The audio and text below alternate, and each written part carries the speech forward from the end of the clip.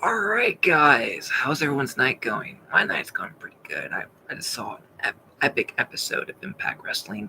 Yes, I am shaved again. So the hair was getting a bit too long, so I'm again bald. Well, not really bald, but anyways, let's talk about tonight. It was amazing. The knockouts were in action. The X division was crazy. The tag division was nuts. Decay and everything else is just a lot. So let's get down to it, shall we? Go all the way back up. Bullet Club kicks off the night with their six-man tag match with Finn Juice and Chris Sabin. Bullet Club being El Phantasmo, uh, Hukaleo, and Chris Bay. It was a great match. It was a lot of fun. That match was fantastic. Bullet Club being Bullet Club. It did not disappoint. Dives, innovative offense, Bullet Club shenanigans, and it ended by a nut shot, a distraction from the ref, and a good old art of finesse. Fantastic. Okay, so next up was the Heath Slater. Oops, I called him by his name. Up next was the Heath thing, where he wanted to make a speech and do his little thing. Well, here it is. It was an interesting segment. Heath returned, had a few words for the fans about his injury and how his best friend Rhino abandoned him. He wanted answers. He called out Rhino, but only BBD came out, and they said Rhino doesn't belong to him. The Rhino you know is dead. Then Eric told Heath to turn his eyes down and walk out of the ring and don't come back.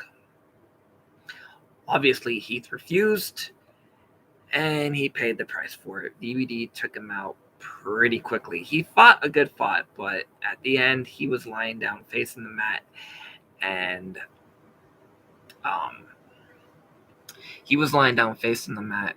with the flag draped over him, the BBD flag draped over him. So, yeah.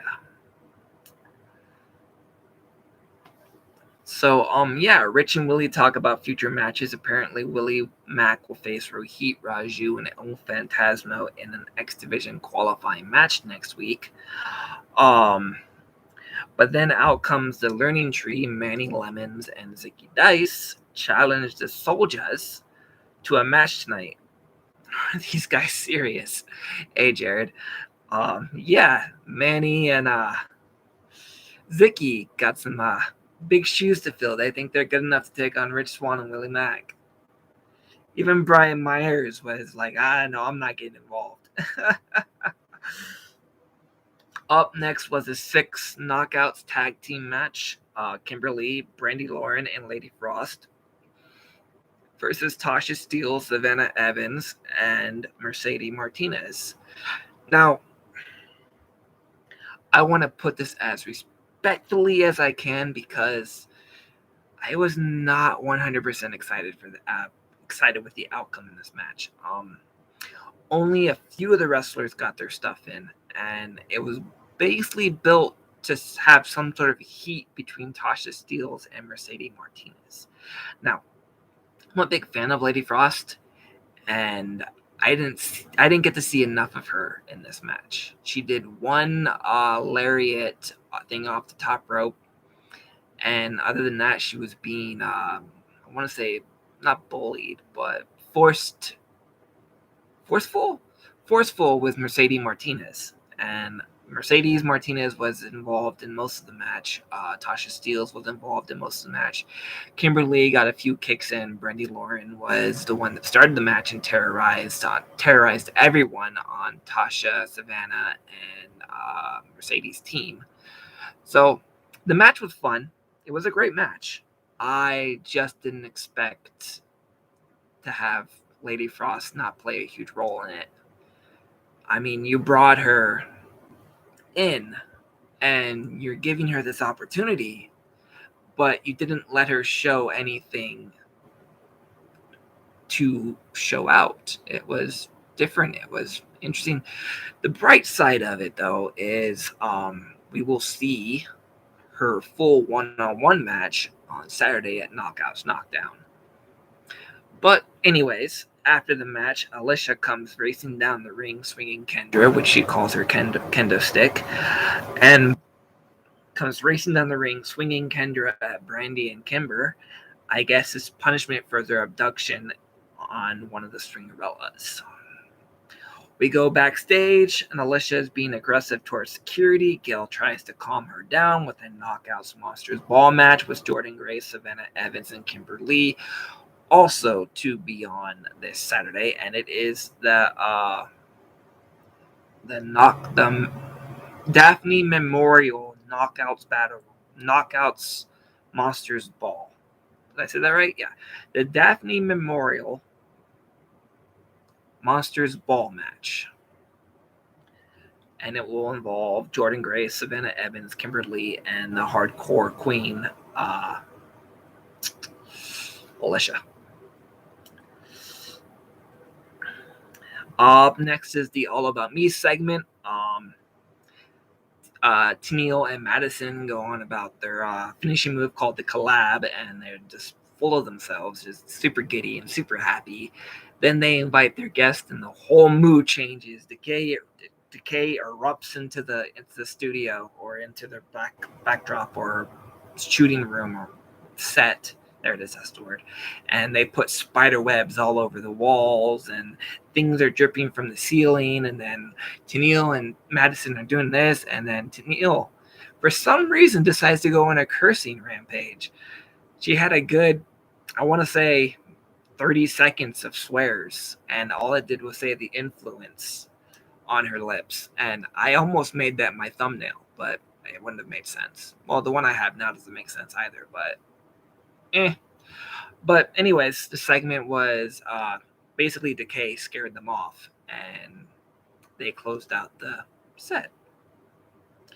Up next, an X Division qualifying match. As the X Division lit up, Black Taurus, Steve Maclin, and Petey Williams. An awesome X Division match. A lot of crazy shit happened. Steve Maclin looked like an absolute beast.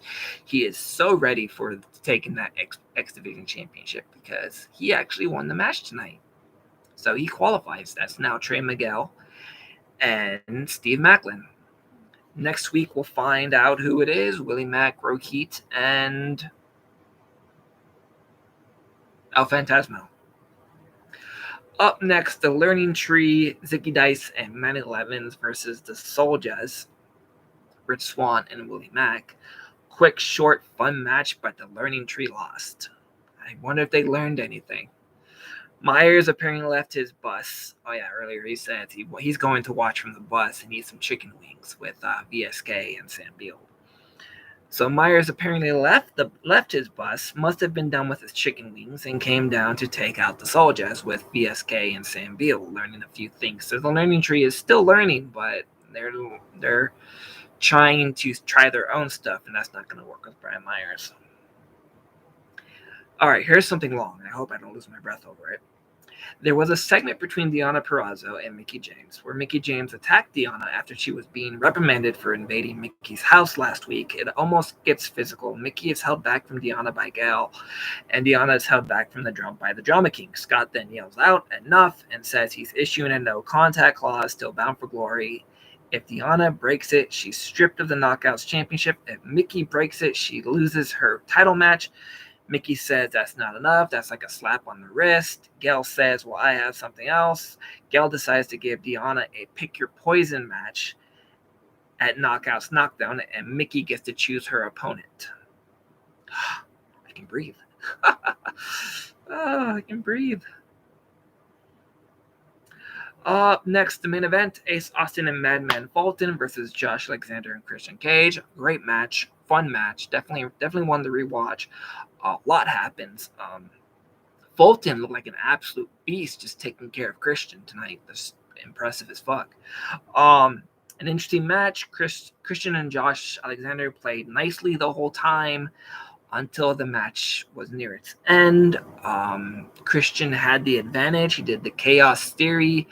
But before he did the Chaos Theory, he got a blind tag from Christian, and the Chaos Theory happened, and it rolled, and Ace Austin rolled right into, or was it Fulton? Fuck.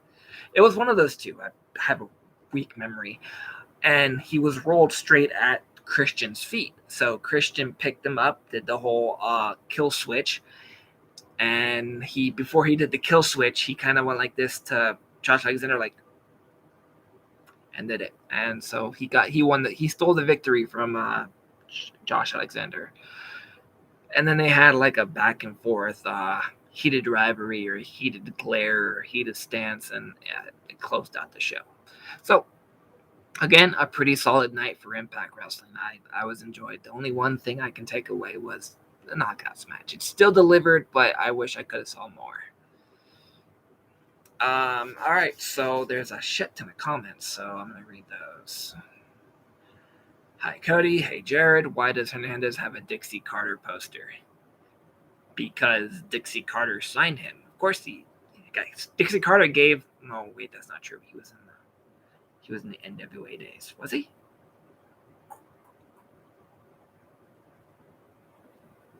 I don't know. Well, he has history with Dixie Carter, and Dixie Carter pretty much gave his big break. Eddie Edwards will get revenge on W. Morrissey and Moose, more than likely. Mercedes Martinez should win the Impact Knockout Championship. Should be a good test against Deanna, that's for sure. Good Brothers versus GOD for Impact Tag Team Championship, possibly. Alicia wasn't getting revenge on Moose and Morrissey for what they did to her and Eddie Edwards. Yeah, I was confused about that tonight.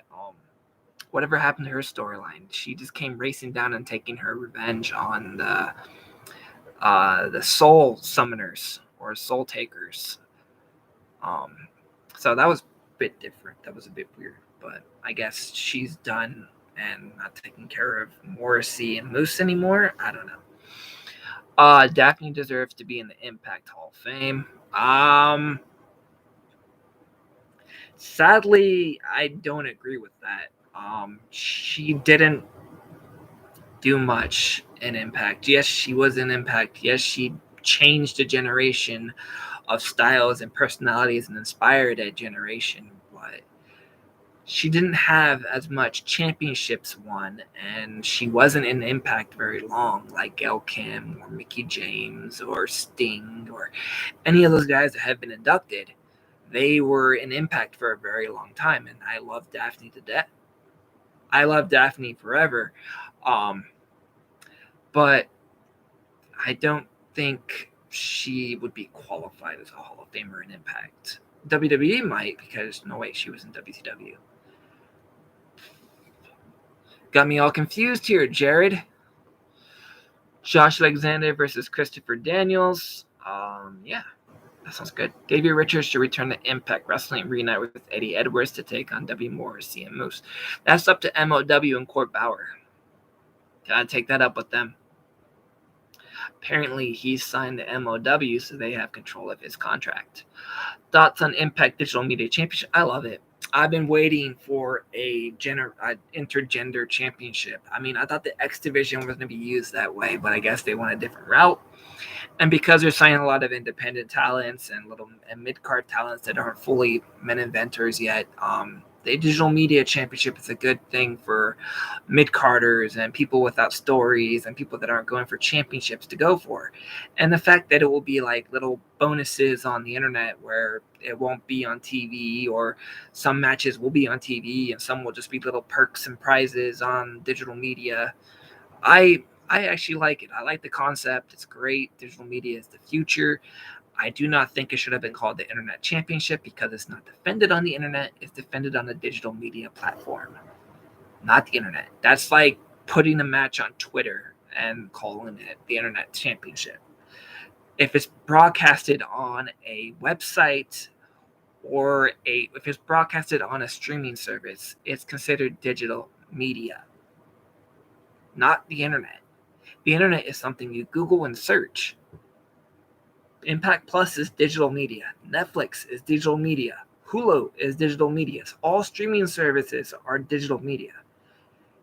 An internet title is basically what Zack Ryder created. He put an internet. He was an internet sensation enough to make a title after him. And it has nothing to do with wrestling. It has to do with his star power and what he fought for. But an internet title doesn't make sense to Impact because they don't do anything on the internet. They use digital media. Where's Rhino? Good question. Probably back at the hotel, snacking on grubs, getting some gains. Christian Cage versus Christopher. You already said that, didn't you? That sounds like a good match. Impact Digital Media Championship is an intergender title. Yep. So you will probably see some knockouts in these next qualifying matches. I expect Chelsea Green versus, I want to say Kimberly. Malachi Black versus Sami Callihan in a no rules match. Well, unfortunately, Sami Callihan is injured and he won't be available till spring.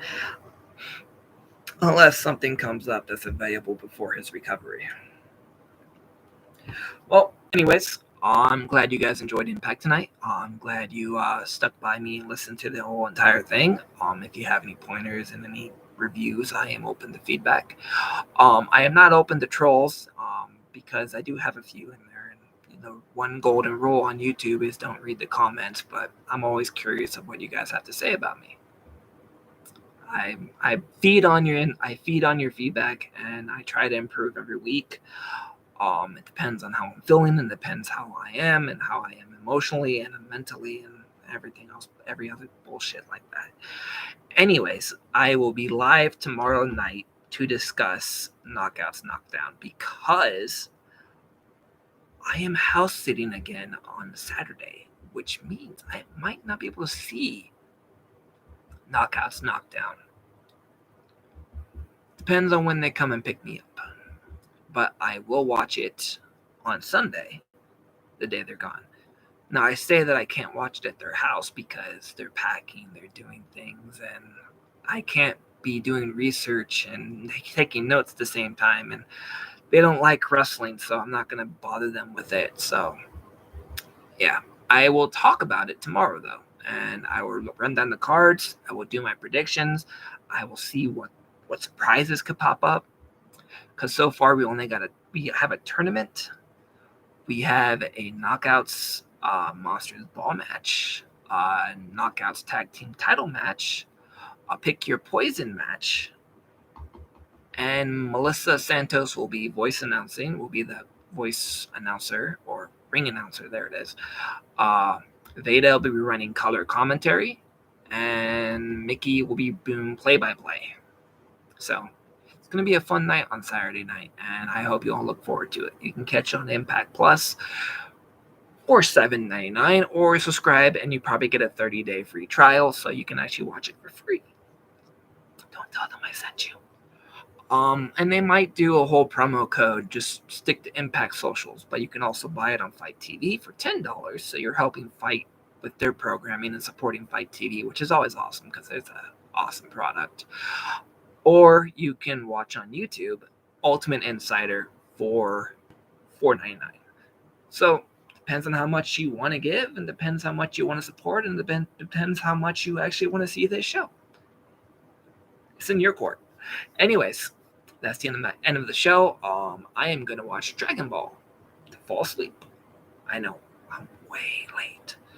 All right, laters.